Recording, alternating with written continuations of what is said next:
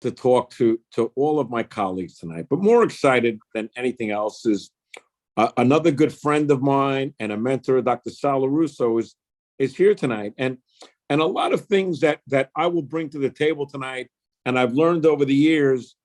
I think it started when Sal and I were doing screenings at the South Florida Fair, and he took me out for ribs. I never ate so many ribs in my life. But Sal has always been trying to move the profession forward. He was the chairman of the board for the state of Florida. He's he's past president of National Board of Chiropractic Examiners. But Sal is always saying we got to do more for the profession. And one of the things that Perry and I tried to do is that we've listened to a lot of the guidance from Sal, is we try to understand that, listen, we're not the Hatfields and the McCoys anymore. The medical doctors are not the enemy. Matter of fact, tonight I'm going to talk about studies. I can talk about the McCormick study. I can talk about the Sherman study. I can talk about the Iman study. I can talk about the Shealy study. I mean, I go about the Feinberg study. And these are studies that deal with both neuropathy and decompression. I mean, if you go to the Murphy study out of the Mayo Clinic talks about one of the common symptoms of neuropathy is sciatica. Now, one of the things that Sal talks about, and one of the things that Sal will have, and we'll ask Sal some questions and tap into his genius, is he helped working with my daughter in love and my son developing an intake form. Because Sal will tell you the intake is so important. I'll let him discuss that later. But what's amazing is we go to chiropractic school, we go to clinic, we wear a clinic jacket, we look like doctors, we act like doctors by the program. Then we get into practice. And then what happens is people look to take shortcuts. I don't have to do as good an exam, I don't have to do as good as an intake. And what Sal's going to teach you is that you become vulnerable, meaning being a doctor is not about getting more money. And as I think Perry said, it is, yes, it's good. I mean, when you think about the economics, think about this, doctors. Headaches, okay, treatment costs are $99.79 billion. That's just headaches. And then when you talk about elbow, $31 billion. You talk about wrist and hand, $85 billion. You talk about sciatica, 32,500,000 sciatica sufferers are. And chiropractors are looking for new patients. You're looking for a magic ad. I'm telling you, be a better doctor. Build the field and they will come. Show people that you care. What about neck pain? $130 billion industry. 180,000. Suffering. 180 million. Low back pain. 81,900,000. And if you read the studies that came out by Dr. Destad, MD, and Dr. Weiss, MD, they will tell you that one of the most common symptoms of neuropathy is sciatica, which goes back to what Sal's going to talk about when we talk about the intake form. Why is intake form important? Do they have a disc problem? Do they have a neuropathy problem? Do they have a combination of both? And that's where doctors, we come in. So then there are so many studies. I'll give you an example. If you go to the Barron and Binter study, they talk about one of the symptoms of neuropathy, again, is low back pain. So what I'm saying to you doctors is, how are we able to differentiate? Well, one of the ways that we're able to do that, if you look at the Feinberg study, is through balance. We need to understand how balance is so very important in doing the diagnosis. And we're going to go on in that, as we deal with it. I'll give you an example. If the definitive diagnosis, let's say for a disc problem or herniation, is an MRI, and Dr. LaRusso will talk about, I apologize, Dr. LaRusso will talk about that, chiropractors get sued for not being able to do disc problems or not having equipment, meaning there's an activator, but you better have the research that backs your equipment. It's not just about, let me get the cheapest thing and provide the most expensive care. And I'm excited to have Sal here because, we go out, we have lunch, and if there's such a thing as lunch and learn, with Dr. LaRusso, I'm always learning. Dr. LaRusso has been very helpful to Perry and I, and my son, Jason Kaplan. It's definitely, we're writing, a book, the definitive journal. Sal does risk management. And I think, doctors, we have to understand this because the drugs, as Perry talked about opioids, If you look at the McCormick study from George Washington University, what he says is bottom line, the drugs don't work. Not only that, there's no long-term benefits. This is it. Now, you want to know where it comes from? McCormick and Everson, George Washington University. And then you have the Abraham study from the National Spine Pain Center. Again, what does he say? Drugs don't work. So now you have medical doctors saying that drugs don't work. We as chiropractors have never been positioned better. You know, many times we used to say chiropractic first, drugs second, and surgery last. Well, we haven't changed that paradigm, doctors. We haven't changed it. What we have altered, though, is the paradigm where we don't believe that chiropractic is a philosophy, an art, and a science. The Sue study proves we're a science. All the MRI studies, the Ironman study, the Shealy study, the Bergmeyer study, the Caladius study, the Wasserman study, the Apfel study, the Adel study, they're all showing you, I mean, by using MRI, the Ironman study shows it. The Ramos and Martin study shows positive versus negative disc pressure. When you doctors can recite those studies as easily and as quickly as I do, then you're on a position, because as Sal's going to tell you is, you know, if you want to be an expert witness, it starts by being an expert. And being certified just in your equipment does not make you certified. See, one of the things in this meeting tonight is I wanted to not only teach you how to make more money, but I want to teach you how to bulletproof your practice. Meaning, what's your exposure? What's your risk? You know, so Perry, can we ask Sal a couple questions? Can I bring Sal? 100%, 100%. We're going to pin him, which makes him the featured speaker. And let's see. There we go. So now we can see a split screen between you and Dr. LaRusso. And what an honor. This is historic. We're making history, doctors. I don't know if you know it, but this has never happened before. This is as good as it gets in our profession. You know, we Sal, we invite our doctors to do this. We also invite guests because, you know, and Sal, guess who's on this? I don't know if you see the list, but guess who's on this meeting? John Grasham. Now, John, just so you know, your father was a mentor to both myself and Dr. LaRusso. And I'm going to tell you, he'd be proud of us both, and he's proud of you. Where, you know, John's going to be opening up Sal very soon. I'll tell you more about it. But, we loved your dad, John. Honored that you're on the call here today. And Sal, you know, one of the things that, I'll start off by asking you a question. You know, when it comes to, like, say, certification programs, what's the difference between being university certified or being certified by the equipment company? Well, there's two differences. I don't know how many people realize this, but when I defend doctors who are using technologies that aren't taught in the chiropractic program, the first thing that a plaintiff attorney is going to do is he's going to ask about their training. He's going to ask about the equipment, how it's been vetted, why don't they have it in a chiropractic program, so on and so forth. So there's a lot of variation because people buy equipment that's similar to other equipment, and they assume that because it's similar, they can use it in the same capacity, which is the fallacy. Because I don't know how many people are aware of the Global Unique Device Identification Database, which is now a new generation of approval from the FDA. A lot of people years ago would say they're FDA approved, and they got disciplined because the FDA didn't approve most of these devices. What they did was they cleared them, and there's a big difference between approval and clear. But then there were people who would come out, would make a similar device and say it's similar to this, and it's FDA cleared. So the FDA came out with another level of stamp of approval, like the Good Housekeeping, with this Global Unique Device Identification Database. And you'll hear more about that, I'm sure, at the national meeting. Dr. Kaplan is going to go over it, and I'll go over it also.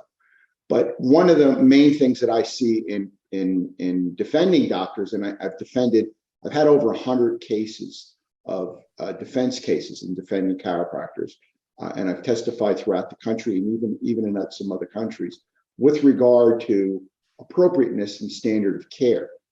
One of the biggest problems we have is where chiropractors use equipment where they learn how to use it from the manufacturer, from the person who's selling them. In other words, you go to an FCA meeting, guy's selling a laser, he's selling a table, he's selling this. He tells you what it's about, he tells you what it can do, how much money it can make you.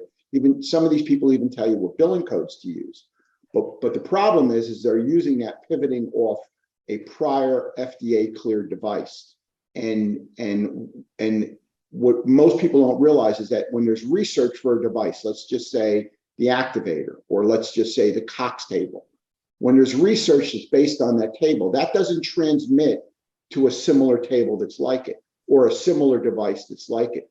Many times when I'm defending a doctor who's saying he's using an activator technique, I'll ask the defense attorney, I want a photocopy of the actual activator that's been used. And I want to look at the serial number. And then what I do is I go to Arlen Fur, or I go to one of these other databases, and I see if it's actually an activator. And most times it's not. So the research that Arlen has on his activator device doesn't transmit to the device that's bought aftermarket, or it's what we used to call years ago a knockoff. It's similar, it's cheaper, it does similar activities, but it doesn't do exactly the same as what the research device does, like the activator or the Cox table or certain tables that you're going to use. So you always want to be cognizant of the manufacturer, the work that's done in order to get it approved or cleared, and you want to be cognizant of the fact of the parameters that the manufacturer tells you are appropriate for that piece of equipment, because it becomes a difficult issue. It becomes also difficult when they ask me things, or they ask the doctor, or I ask the doctor. It becomes a deer in a headlight thing. They say, well, doc, where were you trained on utilizing this equipment? And when they tell me they were trained at the seminar, or they were trained by the manufacturer or the manufacturer's rep, it doesn't sound as good as when you can say that I was trained because I was taught this in the university program. You see, all of these CCE approved schools create what I call a safe harbor for the doctor, because anything you learn under a CCE program or within a CCE program gives you protection, because it's taught to you by an approved program, and a program that has oversight. When you learn things aftermarket and you don't show that you've had adequate training, and you can't show that you're using an appropriate or referee protocol, what happens is you become subjected to a whole series of questions. Just imagine these people that are using this Y strap out there now. It's very popular with this young generation of chiropractors. I've got a bunch of cases on it. They're getting this strap, which was originally designed by the Pettibon people. And what they're doing is they're putting this harness around the patient's neck or chin and head, and they're pulling up on it. But there's no scientific basis for doing that procedure. And it's not taught in any accredited program.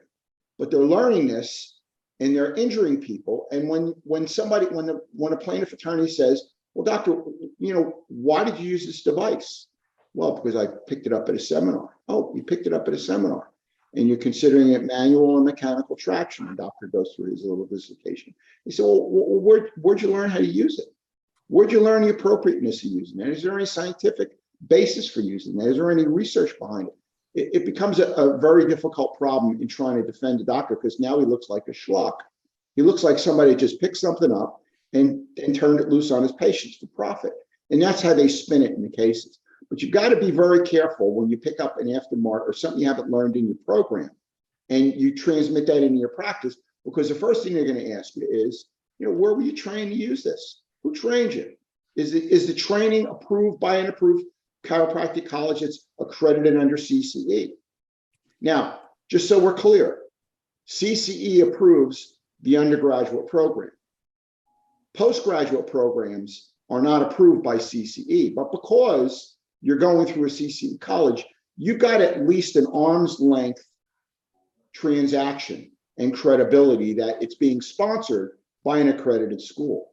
And then if you can show that you've had advanced training and you put hours in order to be certified, or some people even go to a diplomat status, you're showing that you've done the work in order to make yourself proficient and to make your care and appropriate and safe for rendering care to those patients. Yeah, Dr. Kaplan. So Sal, so basically what I'm understanding, and this is, we did this, we had a great lunch together. You're just really, it's so engaging. I really, because, Sal, so much of us, it's amazing, even I did not know how many cases that you've been involved in and how you defend chiropractors. I don't think these people know that.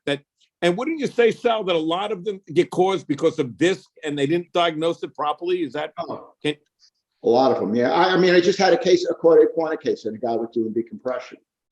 Patient came in and had an L5 herniation. Looks at the film. Guy does some pull, and a month later, he's in having surgery, and he winds up with a fragment that they claim dislodged and floated up, created a caudate quina syndrome on the patient who then needed multiple surgeries. These are terrible cases, and they went after the doctor because this one doctor in particular used a inexpensive table that he claimed was a decompression table. And I questioned it. Defending the guy, I didn't. Obviously, I wasn't going to question it. But he had absolutely zero training in using the equipment, and he wasn't even following the manufacturer's protocol for that piece of equipment. So, based on that, it becomes a very difficult issue, and you're looking at a multi-million-dollar lawsuit on a young person that now has to wear diapers.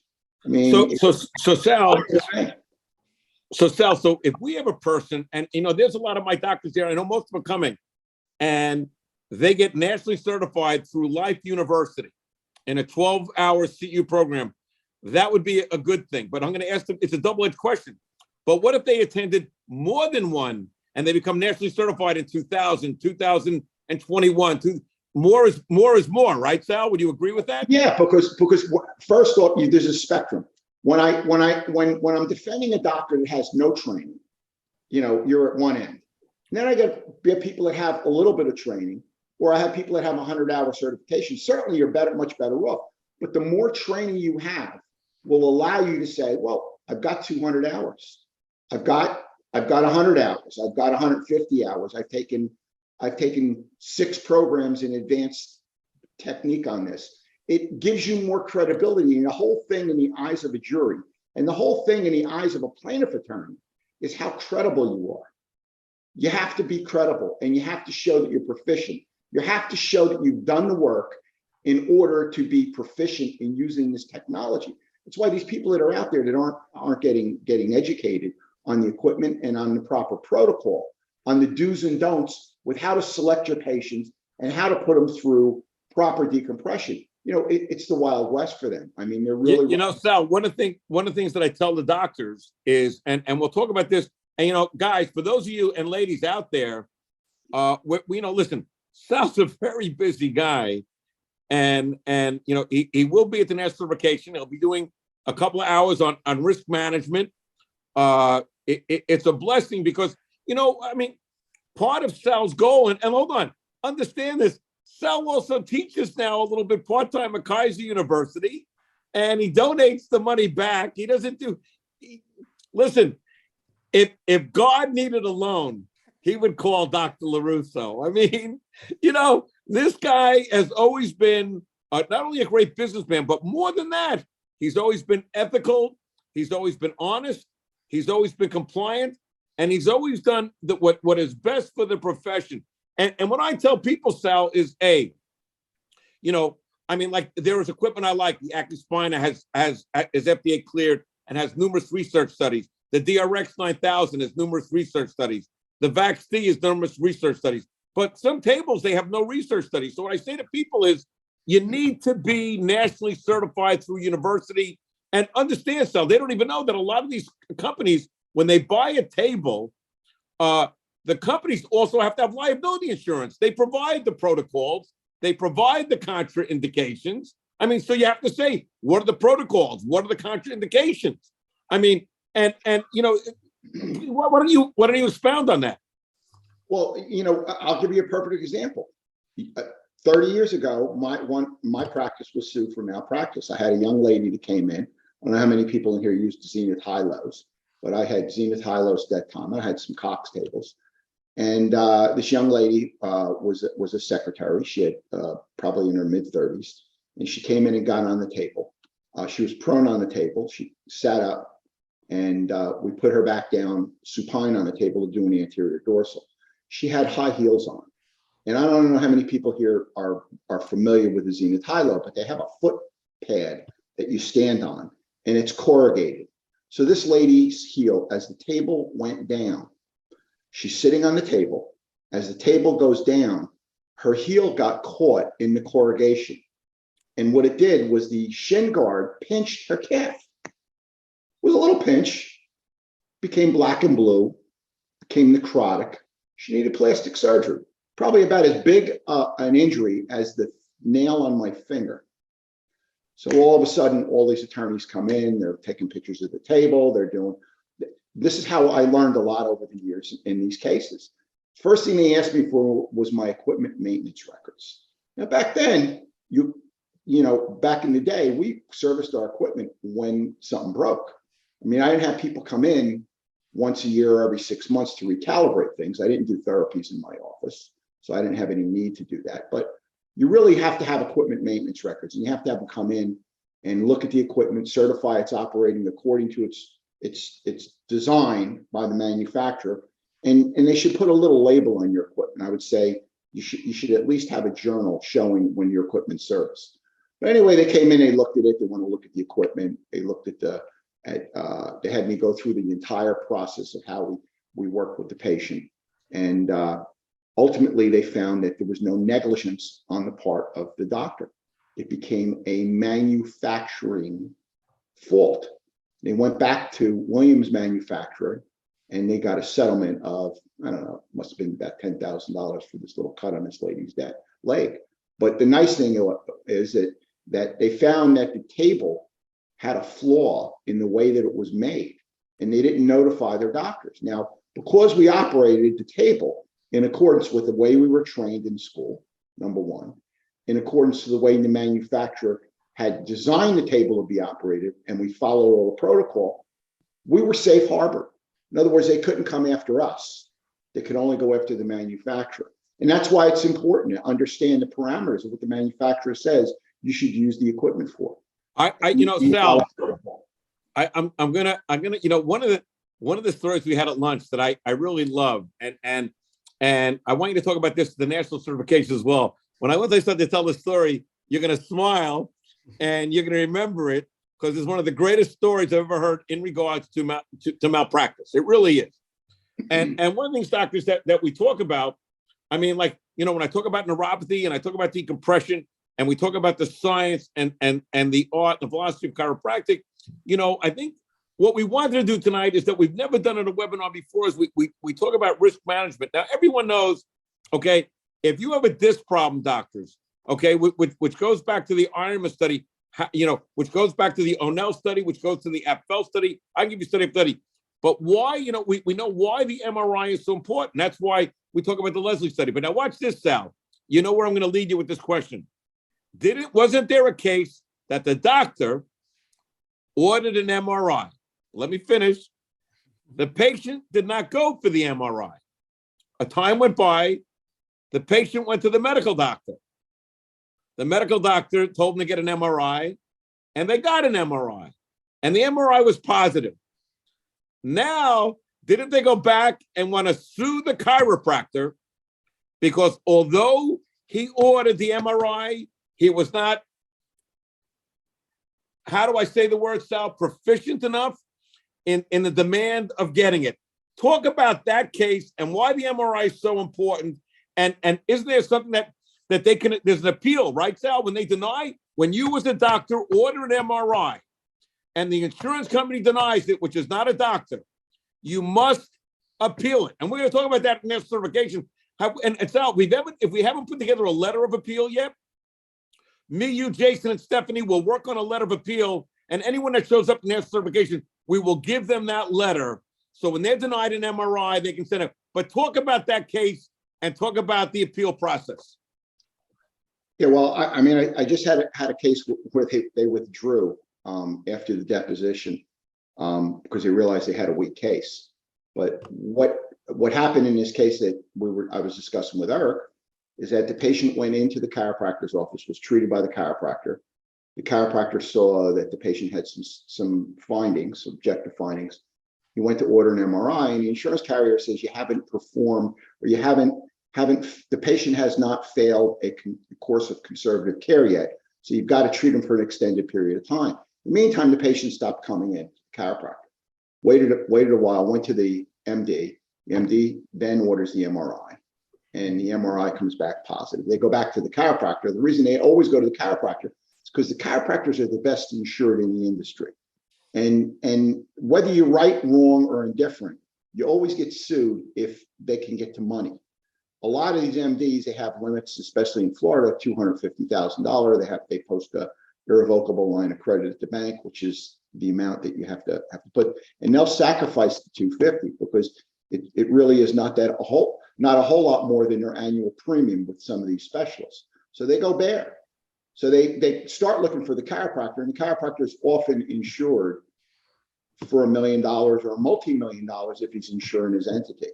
So, if they put a claim in for $5 million, they figure you'll throw the policy at them, which is with the doctor and the entity, or a couple doctors in the entity, might be $2 or $3 million. What happened was, when the doctor sent in his request and they denied it, they wanted the doctor to follow up and ask for a peer-to-peer. The doctor said, I did. He said, well, what happened? He said, well, they scheduled it a few times. It didn't go through. And then ultimately we had a peer-to-peer. And the medical director, or the person who was reviewing, who wasn't even a medical director, determined that it didn't meet the protocol for them to approve it. And I implored and the doctor implored, and he says, listen, this patient's got some symptoms. Although at this point, the patient was not under the doctor's care any longer. So of course, the doctor said, why should I continue following up on this? Which most of us would do. I mean, the file's dormant. Patient said they're not coming back. Why would you continue to follow up on it? So at the end of the day, the insurance carrier or the plaintiff attorney decided that they didn't have such a strong case against the chiropractor, because after my testimony, I said, listen, this is what any reasonably prudent chiropractor would have done. He did what he was supposed to do. He asked for it. The fact that you have this arbitrary protocol that you establish because it's cost containment, not a care containment. It's cost containment on the end of the insurance. Sal, I love that. Hold on. I'm going to stop you right there. Doctors, did you hear that? What they're doing, it's cost containment, not care containment. And what Sal's trying to tell you, and what I loved about this is, even if you do the right thing, the right way, they can still go after you. So, when I talk about decompression and being, I always tell Sal, the D in doctor stands for detective. And a great detective is a great diagnostician, and to me, if you're going to do decompression, you want to be specific to the disc of involvement. Without an MRI, you can't be specific to the disc. I can't tell you, Sal, how many times a day I'll get an email from people, some that might even be on this call here today in the Zoom meeting, and they say, oh, I have a patient with lumbar pain. They have a herniation. Can I treat him? And I'm saying, well, let me see the MD's report. Let me see the x-rays. And I said, understand, you're the doctor. Doctor has to be the detective to do the diagnosis. And ER, Sal, takes the responsibility. To me, when they order the MRI, Sal, they can have a questions and they can call the neuroradiologist.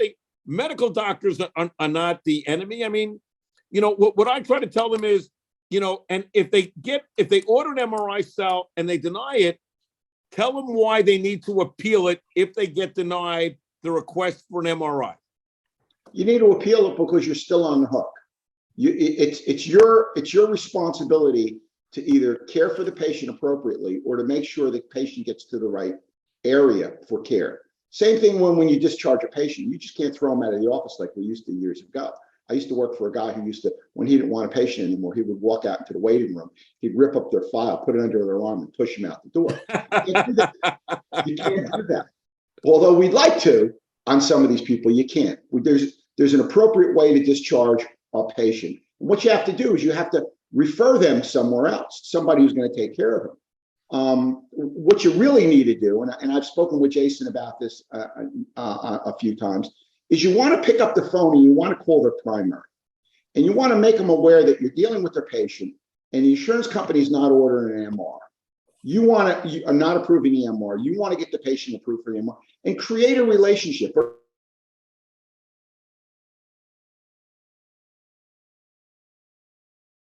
And it gets you It gets you professional credibility within the medical community. It's a good thing to do, but it also shows that what you're doing is trying to do what's best for the patient. And you can't overdo that, but that'll help you if it comes back to bite you in a lawsuit.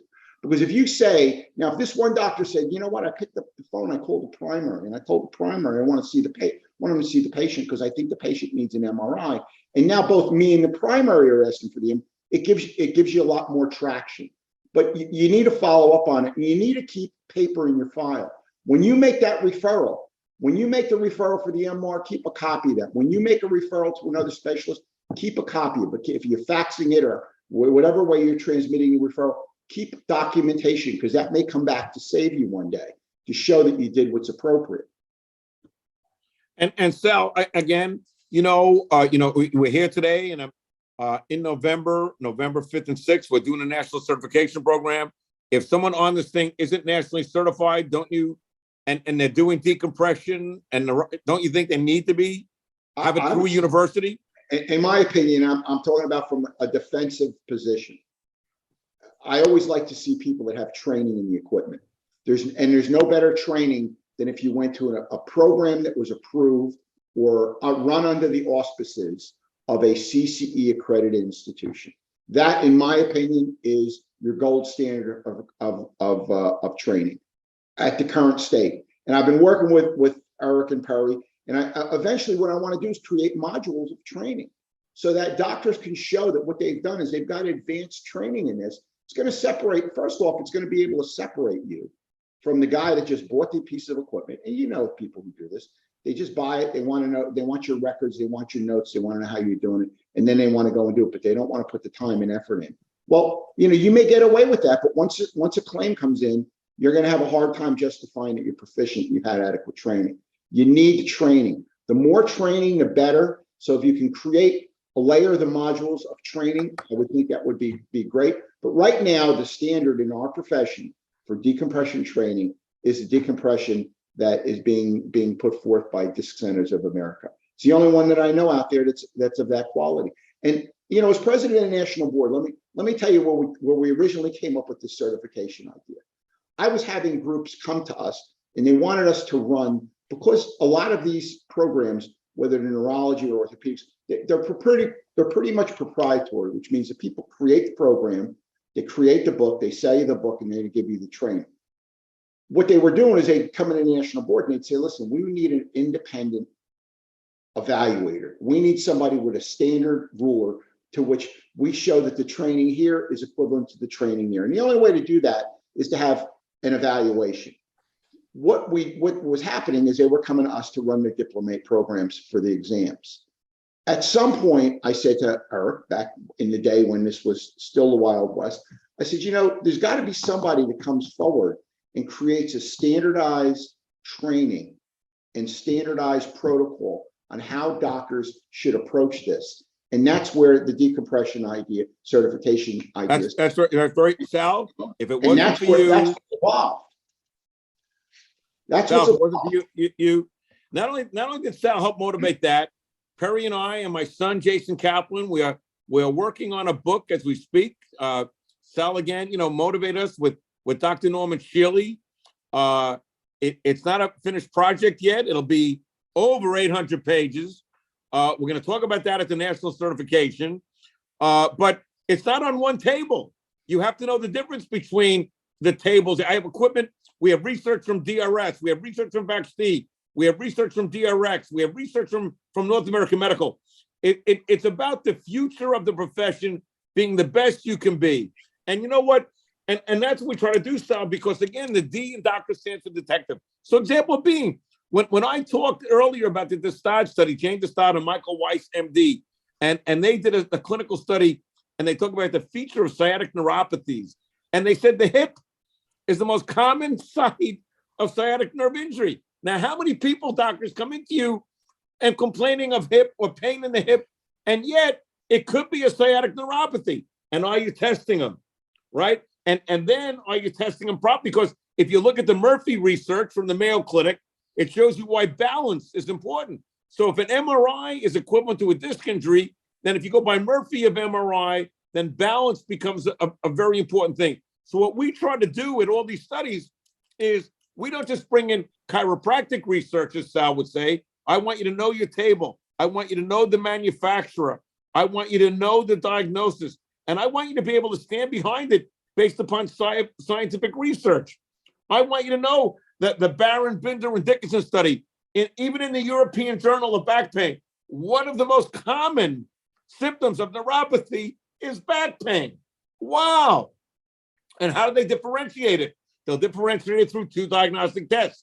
They'll differentiate it through the MRI, and they'll differentiate it through balance testing. But what if the MRI is positive and the balance testing is positive? Could a person have neuropathy and have a disc problem? The answer is yes and yes. And that goes to another study that was done by the European Journal, which is the Wiley study. So as you move into the research, doctors, what excites me, even as I get into the Feinberg study, is I'm starting to see how there's a weave, and that chiropractic is in such a great position to make a difference. And what Sal's here doing today is saying, you know what? Be a better doctor, be a better detective, understand the research, cover your ass, because if it hurts you, it hurts the profession. As he said, you know, we have the highest level of malpractice. We have 1 million, 3 million. So why should a guy in a certain state where, let's say, Sal, the maximum PIP benefit's 10,000, they say, hell, I don't want to do PI anymore. Malpractice is a new game. Would you agree with that? Sure. And let me tell you what happens a lot of times. The attorney looks at the case. You got an auto accident case. The attorney's looking at the case and he looks at the limits. And he says, you know what? We're better off suing the doctor here. Okay, and that's where a lot of these referrals come from. The PI attorney refers the patient to somebody. We get this in discovery. How'd you get to this attorney? Well, my auto accident attorney that's working with this chiropractor actually told me there's more money if I sue the doctor than there is in the case, because there may be terrible limits. You would not believe how they manufacture these cases. And what happens is your best defense as a treating physician is to show that what you're doing is within the standard of care. You've been trained in it. It's taught in a program. It's taught in some sort of oversight program where they've got clinical research. They've got referee backing. In other words, people that have looked at this within the profession and find it credible. These are things that support your ability to stay in practice and maintain your livelihood. Because I'll tell you, there's nothing more damaging than a malpractice case. It gets in your head. It changes the way you look at every patient when you've been sued for malpractice. So you got to be careful, and you've got to do things that are appropriate. But the best thing, in my opinion, you're doing decompression, and I understand this audience is solely decompression practitioners. No, see, it's decompression and neuropathy. Is you've got to understand that you've got to be able to prove your training, and you've got to be able to prove your proficiency in doing it. Another thing with neuropathy, I want you to understand that a lot of people mix up neuritis and neuropathy. You could have sciatica without having neuropathy. Neuropathy is actually a pathological change of the nerve, which shows that there's been injury to the nerve, and the nerve can't conduct itself appropriately. And there's no reversal of neuropathy. There's a minimization of the progression of neuropathy. So when you have myelopathy and you have neuropathy, that's a pathological change that's occurred. So you've got to be more up on what you're doing, especially if you're treating these people with a new technology. You've got to show the training. Without the training, you're really running, in my opinion, running beer. It's hard to defend people. Well, you know what's exciting, Sal, is I know that you're going to be there in November. We're doing 2 hours of risk management. But you know what, Sal, one of the things that you taught me, and I know you worked on it with my daughter-in-law, Stephanie, is, and we're going to, anyone that attends, Sal, the national certification, we're going to give them the intake form. Tell them why the intake form is so important, and tell them that we've created, Sal, with your help, thank you very much, on behalf of the profession, not just, Distance America. Tell them why the intake form is so important, and the one you developed with Jason and Stephanie, Dr. Jason Kaplan, Dr. Stephanie Kaplan. But tell them why that intake form is so important, that they will get as a gift from you, that we will provide to them. Perry's actually, Santa Claus Bard told me today he's putting together, I think it's called a QR code. So we will have a QR code, Sal, so everybody can download it that attends. Tell them why the intake form is so important. Well, we created a framework of an intake form that you're going to customize for your practice. But the important part of the intake form is that you have to capture information that makes your evaluation thorough of the patient. I was just teaching the class over Kaiser the other day, and I said, it's very important you get prior treatment records. First thing my staff does is when the person comes in, they sign a records release. I want to know who treated them. I want to know what they treated them for, because people, based on insurance and in coverage, they come in and they've been to a couple of the providers. They may not tell you the whole story. Last thing you want to do is run blind. So you want to get proper records. You want to get prior treatment records and find out who they treated with and why they're not treating there anymore, because that tells you a lot. You also want to capture one of the most important things that I learned in doing defense work with a lot of chiropractors is you want to capture the medications they're on, because the medications they're on are going to tell you a lot about the history of the patient. When you have a patient that's been taking digestive medications or digestive aids for 25 years, that should immediately key you to demineralization of the bone, because they all demineralize the bone. Every single one of them. If they're on antipsychotic medications or mood altering, and I want to tell you something, probably 70 to 80% of the people that are coming in your practice are either on GI digestive medications, bowel irregularity medications, or mood altering medications. I mean, we're talking about a giant segment of the people that come in. All of those things tend to demineralize bone. Okay, now you've got to know if you're pulling or you're putting stress into a bone with a manual manipulation or even with a severe traction or propping the patient up in a certain position, you got to understand that the integrity of the bone is important. That's why a lot of times when you have people that are on prolonged medications for GERD or digestive disorders or schizophrenic or mood altering medication, you may also want to get a bone density test, especially if you're going to be putting a bone.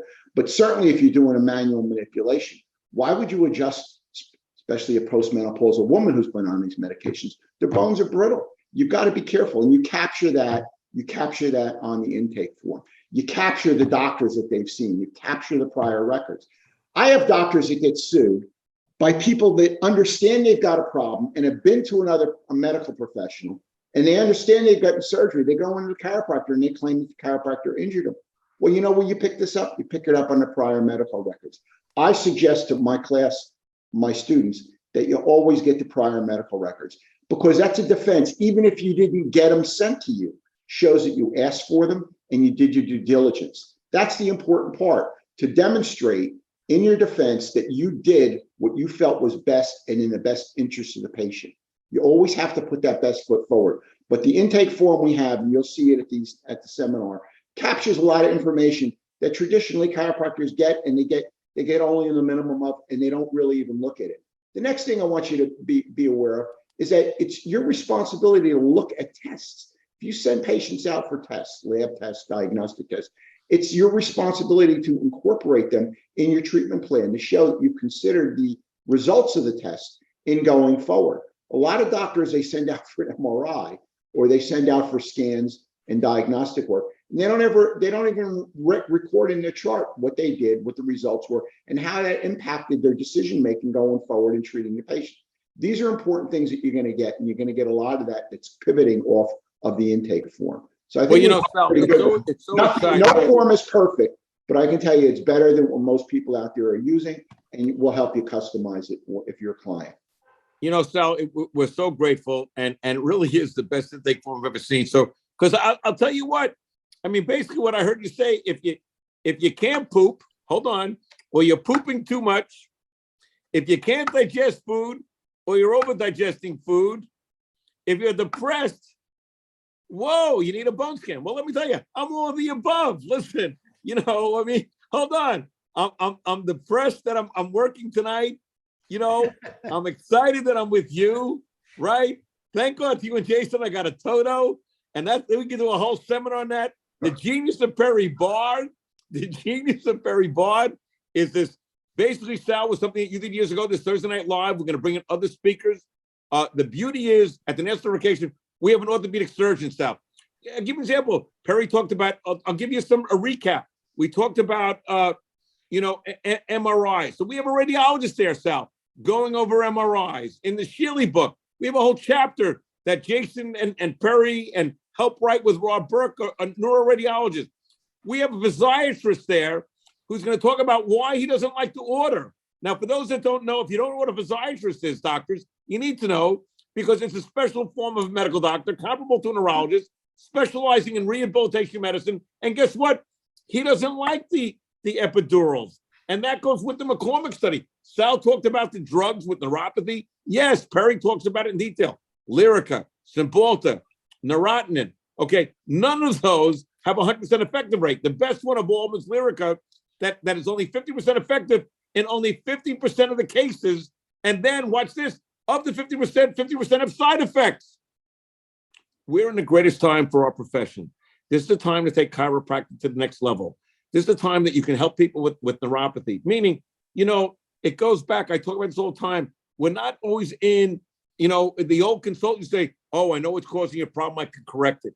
We're not talking about correction. We're talking about containment. Can you cure diabetes? No. Can you cure degenerative disc disease? No. You can't cure certain things. So why would you tell the patient, I can cure you? But can you help them? Can you help control it? And I think one of the geniuses, Sal, is I'm sure every MRI center, tell me if I'm right on this or wrong, most medical doctors that the primaries or the MRI center would be able to do a bone density testing. Would you agree with that? Sure. So why would you not order that? I mean, and why would you not build your files? So, listen, Sal, first of all, I want to thank you for being here tonight.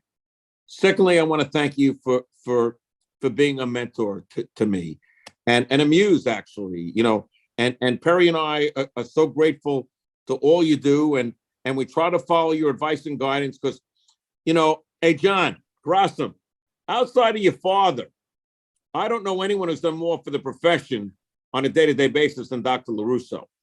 And Ian's looking down on him now and smiling, and he's looking down on you and I, John, and saying, work harder. Doing it. So listen, it's a great thing that we do. I love you guys for being you. We're going to continue to do these, to touch our clients, to touch people. The National Certification South says you need to be national certified by university. If you've been there once, you need to be there twice. If you've been there twice, you need to be 3 times. We have Dr. Gurgis. Perry, I'm going to let you do the close. How many times has Dr. Gurgis been there? And he works with more medical doctors in Columbus, Ohio, probably than anyone. He gets referrals from medical doctors, neurologists, neurosurgeons. Tell him how many times that Carrie has been nationally certified and what universities we've done to that. This is really so interesting because we have doctors that they earmark their calendar every year for this. And we only teach this one time per year. The date is November 5th and 6th. If you hang out a little bit longer, I'll show you some cool slides. I might even be able to show you a video tonight, maybe. But we have doctors that every single year they are there because of one reason. They are sharpening their own personal saw of success. They want to learn how to communicate better. They want to learn how to process patients better. They want to learn about all the new medical research. And I don't know if you're like me tonight, but there was this great TV show. I don't know if you remember it. It was called Seinfeld. And there was this cool episode. I don't know if you remember it, where Jerry shares a joke with another comedian. And you know what the other comedian says? He goes, Jerry, that's gold. Well, I cannot tell you how many things Dr. LaRusso said tonight that I just kept saying to myself, OMG, oh my gosh, that's gold. That is gold. From the table evaluation to make sure that the maintenance records are up to date. That, my friends, is gold. From making sure that you have in your records AMA against medical advice. In other words, if you've never heard that before, when you prescribe an MRI to a patient, if there's static, if there's resistance, if there is any hesitancy for a patient to get an MRI, then that needs to be in the medical record. That is so crucial, that is so vital. Remember, tonight's Zoom meeting was, you know what we should have called it tonight? We should have called it Bulletproofing Your Practice with Dr. Salvatore LaRusso and Dr. Eric Kaplan, because if you like what you heard tonight, then guess what? You got something in the pipeline that is so amazing. I want to show you some slides tonight. Is that cool? Can I show you some quick things? Because I know, I will tell you this, every single doctor that was with us here tonight has not left the Zoom meeting. I am watching this. All of you are here the entire time. Why? Because what he's dropping are golden nuggets to protect you, to protect your practice, to protect your livelihood. But more importantly, how do you create a great offense? You got to play defense. And how do you create a great defense? You got to play offense. And when the two come together perfectly, oh, that's where the magic of being a chiropractor lives. And that is why this is really the greatest time ever to be a chiropractor. You've heard that 1,000 times, doctors. But the difference now is better training, better medical research, better support, better systems, better protocols. Oh, and I think the coolest thing is you're going to hang out with some really cool doctors. I want to see if I could share my screen with you. Let's see if this works. And hopefully it will work. And if it does work, that would be pretty cool. All right. So how many people can see this? Can you see this?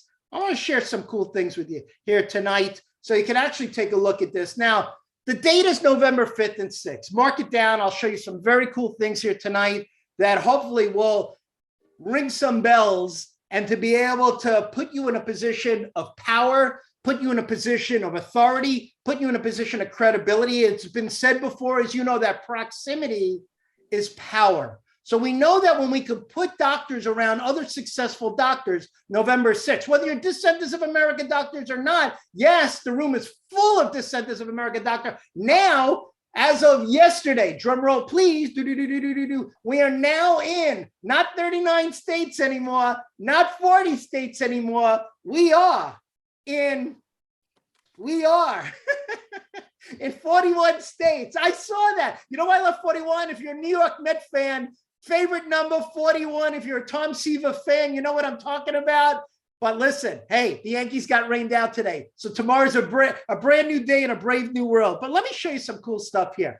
I want you to go to this website. It's www.decompressioncertified.org. Now, this is not our website. This is the Life University website.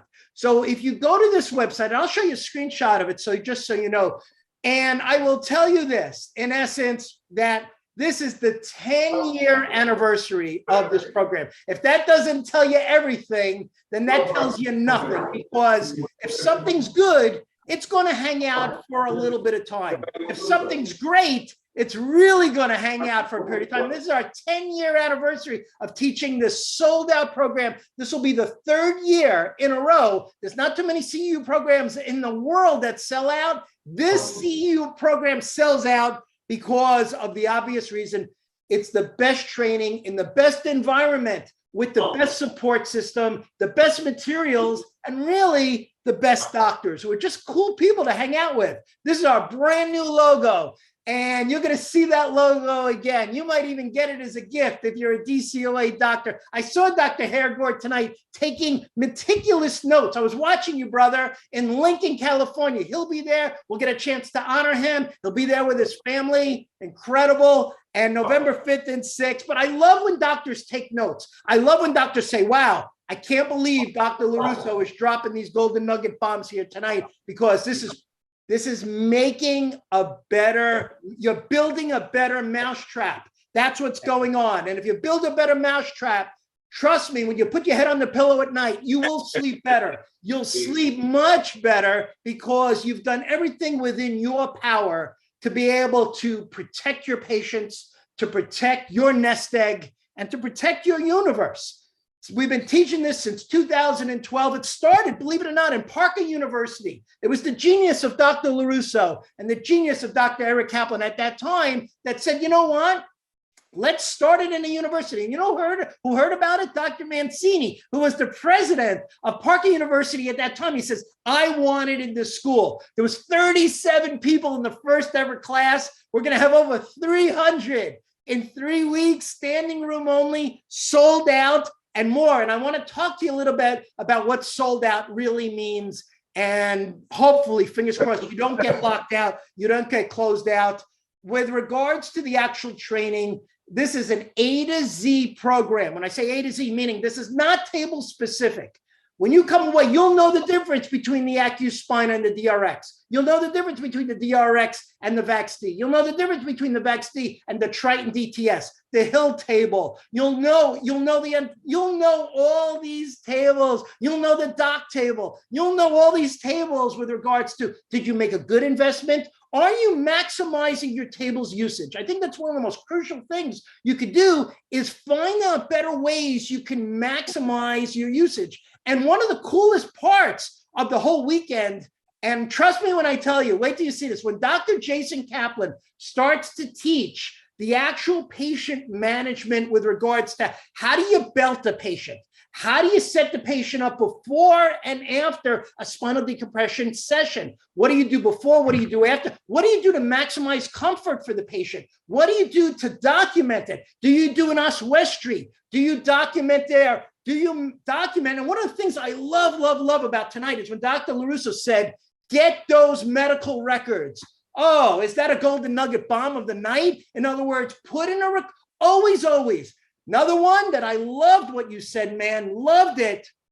When you know, you want to dive into the deep end of the pool, find out what medications the patient is taking. As Dr. Kaplan said so eloquently, if they're taking Lyrica, if they're taking Cymbalta, if they're taking Neurontin, then there's a high probability they've already been evaluated for neuropathy. And I love when Dr. LaRusso said the difference. There is a big difference between neuritis, inflammation of the nerve, and a pathological condition of the nerve known as neuropathy. If that nerve is dying, you need to know it, you need to diagnose it. We're going to talk about better ways to diagnose the dying nerve, how to manage it, how to know the difference between whether it's just purely a spinal disc case and a nerve case, or it's a conjoined case. Oh, wow. It just keeps getting better. We love this program because this is a labor of love. And Dr. Kaplan's often said this. He said, gee, you know, if Jason didn't go in this profession, who runs one of the most successful practices on the planet, I don't know if I'd still be doing this. Well, the truth is, I wouldn't be. I would. Hold on. I'll tell you right now. I wouldn't be. I'd be working for Sal. Listen, it's very simple. I enjoy hanging out with Sal. I think it would be Okeechobee Steakhouse, which is really this great landmark place. If you really want to go to an interesting place when you're here, it's one of the oldest steakhouses in Palm Beach County. And we got some great ones. You know, we got New York Prime. We've got Morton's Steakhouse. We've got, I think we've got Three Forks. We've got some killer steakhouse. But there's something about Okeechobee Steakhouse that Dr. LaRusso loves. And I love it too, because they have this shop with, you know what I love? He turned me on to it. They have all these like crazy good meats. Like, I don't know if you, do you like elk? Do you like caribou? Do you like venison? They get this crazy refrigerator of all that cool stuff. I love that stuff. And I can go on all night long about it. But you know what? One of the great things about this program is the simple fact that what happens there is also you get not that we have to motivate you anymore, but we will. You get 2 breakfasts there. On Saturday and Sunday, you get a gourmet lunch, a phenomenal lunch. We have something special set aside for our Descendants of America doctors. We're having a private lunch with actually a very, very special guest speaker. But I will tell you, the lunch for everybody is amazing. And then, you know what happens is at 6 o'clock, the doors open. And when the doors open, guess what happens? This is one of the coolest things ever. You're going to hear jazz music live. You're going to see a cigar roller, and you're going to see an open bar cocktail hour with the most premium stuff going on, because we're in the business of over delivering. And yes, drinks are on the house. Absolutely. So if it's me, I'm going to find Dr. LaRusso. Oh my God. I'm going to pick his brain. I'm going to see if I can get him to Okeechobee Steakhouse that night. Whatever I can do for him to just let him know. He likes his chicken well done. You got to say, Perry, not well done. Hold on. I can't tell you. I don't want to, he goes to the waitress. I don't want it well done. I want it burnt. When the chef, and you know what? But Perry, over the years, sure, working with Sal, and you know what? Loving the profession. I mean, Sal's had multiple offices, and and work with my son and my daughter-in-law and my journey with you, Sal. You know, again, my thanks are always to you for being here tonight. My thanks are to your friendship, being at the certification, Sal, that you're donating your time. I mean, I want people to know that I donate my time. Perry donates my time. Not one penny, every dollar made goes to Life University. Not to any of the speakers. We have a medical doctor there, a neurologist, a physiatrist. Everything goes to Life University. And again, Sal's a graduate. My son did his undergraduate there. Then him and Stephanie went to Parker. And as I said, this national certification probably never would have existed without Sal planting the seed and pushing me to be a better educator, better communicator. For that, I'll always be grateful because it's helped make my son a better doctor. You know, and we try, you know, I say, doctors, if you have one table, are you doing decompression or you're playing at it? You know, what do you know and what do you want to know? And what price are you willing to pay for success? You know, are you familiar with the studies? And as national certification, all the people that you're looking at their pictures, you will meet them. They will be there. Why does Lewinsky is up to 8 tables now? Yeah. Why does he have neuro devices? Why does Dr. Tui have $50,000 plus weeks? Why does Troy Dreiling just expanded his office, who's now the president of the International Disc Education Association, of which Jason now is the vice president, working under Troy Dreiling?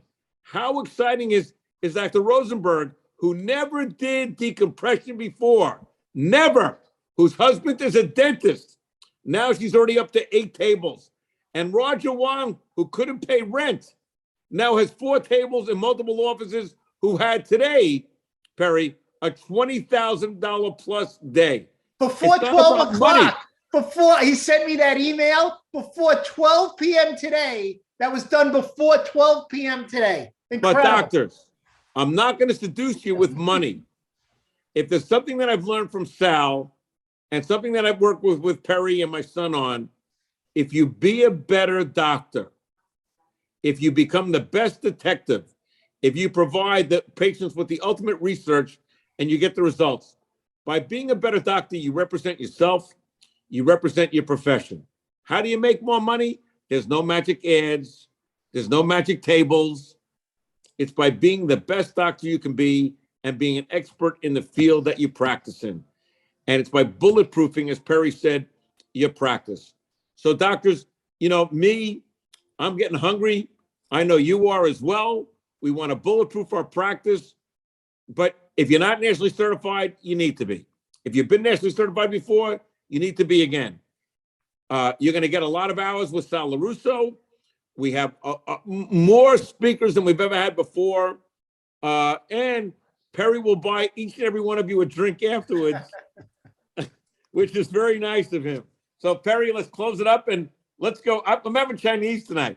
I can't make it to Capitol Grill or too late.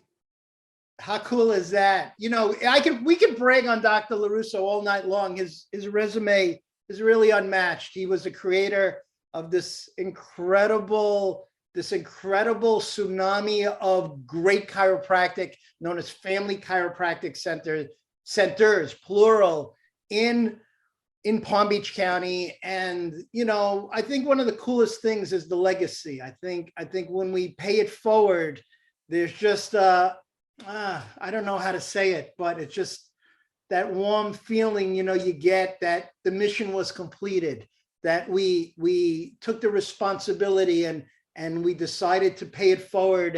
And I'm just so excited that our son is in chiropractic school. Jason and Stephanie are just doing absolutely incredible. New parents. Oh my gosh, how exciting is that? And you know, life is momentum, and it's up to you doctors to create your own momentum. How do you create momentum? You take an action step. You register on November 5th and 6th for the National Spinal Decompression Certification Program, which is a 12-hour CEU program available in many states. Not all states. Personally, for me, the CEUs are not important for me personally because it's that you'll get the training, the quality of the training, the environment, the history making component of this, because You have the ability to make your own personal history after this. The CEU is a nice bonus, but heck, to me, I want the knowledge. I want the training. I want to see it live. I want to touch it, feel it, smell it. I want to make it mine. I want to come away better. That's just me speaking personally, that if I know I had to jump in 2 planes and take an Uber ride and, get a hotel, that I want to come away better. And we want all of you to come away better. November 5th at 6, decompressioncertified.org is where it is. And just for fun, let's see if this works. It may work, it may not work, but I believe it's worth trying. And let's see if it works. Let's show you a video tonight. I don't know if it'll work, but let's give it a shot.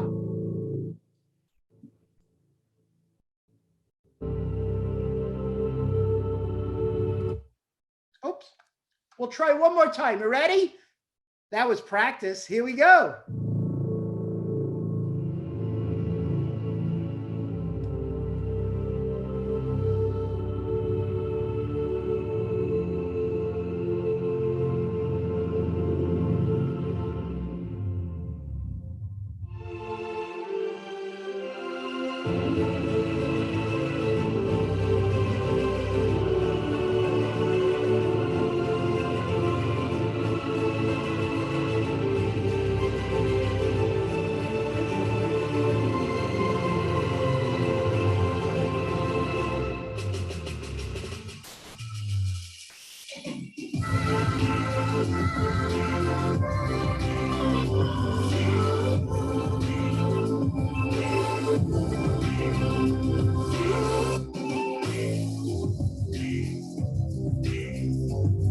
You are at the most historic class in history.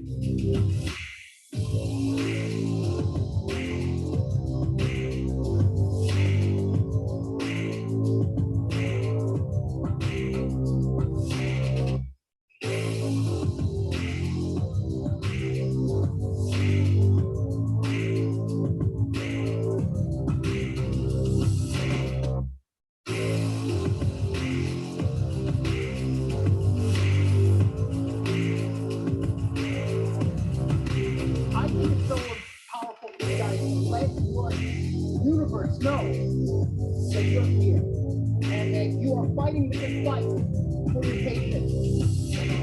The power is in the communication. So if we give you better communication tools, guess what? Better for the patients, better for your practice, better for your team, better for you. See how it works? It's an amazing, amazing thing. And I believe that every successful decompression case is worth 5 cases over the next year. I don't want you second guessing yourself.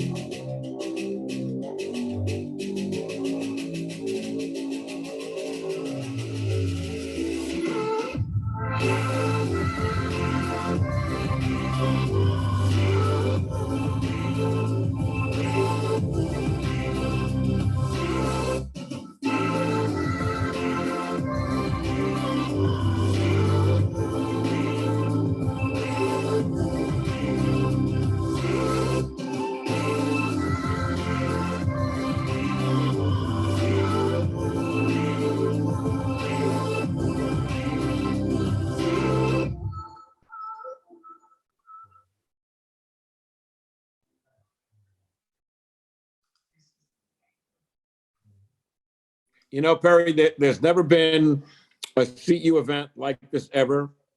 There'll never be like it ever again. And Sal, just think that you're one of the fathers to something that's making a difference to the profession. You are an icon. You are my hero. You are such a gift to the profession. And Perry, when they come and they see that and they experience it, it's the best CEU event I will tell you've ever attended. And Sal told you the importance of why you need to do it, why you need to be nationally certified, why you know the difference, why you know the difference between approved and certified. And you know why you need to know about the FDA Good ID, which came about in 2016. Perry, listen, I mean, and working with you has been the highlight of my life. So, Perry, to you, thank you. Sal, to you. But Perry, I love you, and you are so loving and so energetic, and Perry gives so much to the profession. And you know what? There's a difference between those that talk the talk and those that walk the walk. I mean, to me, if there's a coach out there, is your son in the business? I mean, Perry's kids graduating chiropractic school, and my son's a chiropractor. How beautiful is that? But I will tell you, you'll never meet a more dedicated and loving chiropractor than Perry Bard. You'll never meet a more giving chiropractor to the profession as a whole than Sal LaRusso.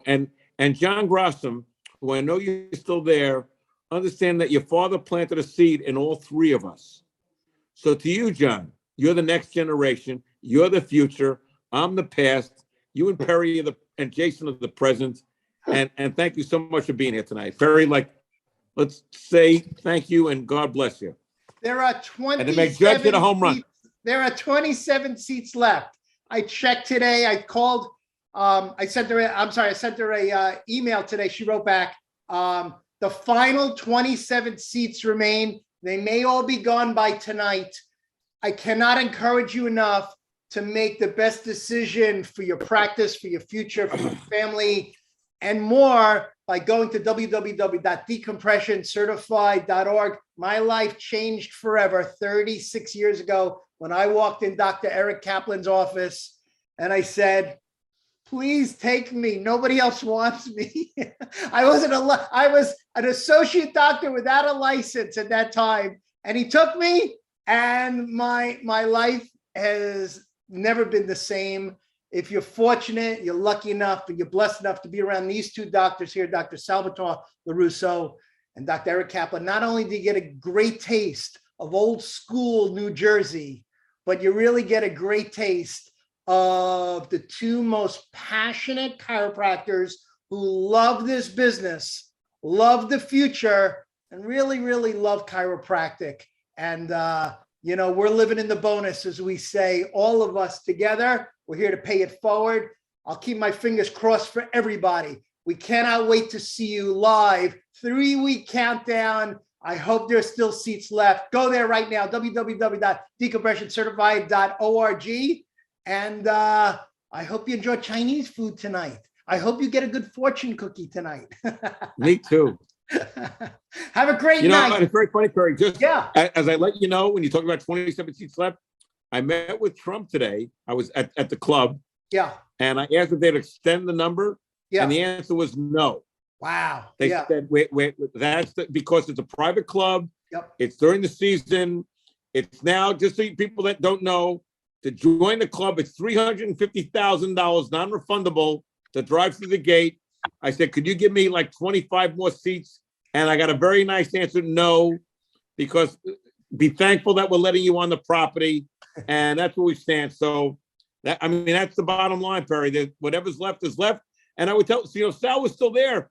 I would tell you, not only that you should get certified, if you have Sal, if they have a CA in the office and CA is putting them on the table and taking them off the table, shouldn't that CA be certified? You should have some training. Absolutely. You've got to demonstrate training if you have anybody helping you, because the first thing they do is they say, who was involved with the care of the patient?